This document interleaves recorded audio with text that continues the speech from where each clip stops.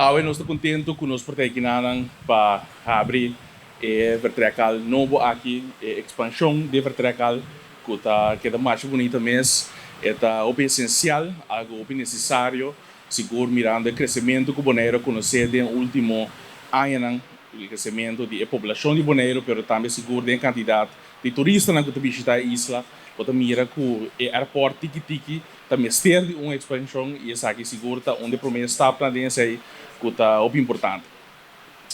Banda de aí, nós estamos trabalhando duro como time de governo junto com o aeroporto para seguir expandir e seguir dar step para modernizar nosso aeroporto. Bonaire merece ter um aeroporto de bom nível, um aeroporto de qualidade, um aeroporto que ainda nos rende porta orgulhoso de ter. Um aeroporto que está moderno, que está brinda toda facilidade com nossa comunidade ministério, mas também sempre que dando com o caráter boneriano.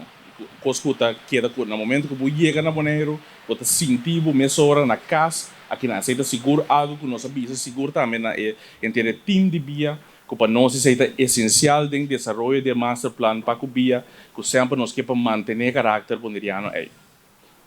Nós estamos muito contentes e agradecidos que estavam conosco por a toma do último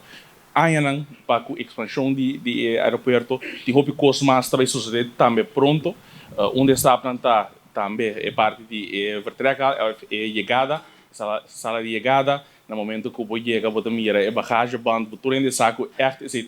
parte essencial agora aqui para investir em você, mas também é parte de segurança.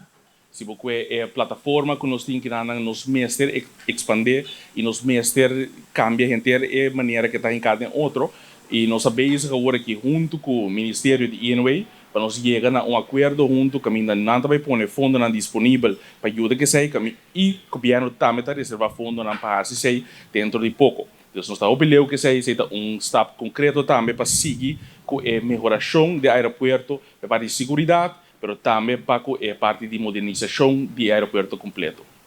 Tanque no time de BIA, seguro estão que seguro me que agradecer a RVC, que está ajuda que está aqui, mas também o management team que está arriba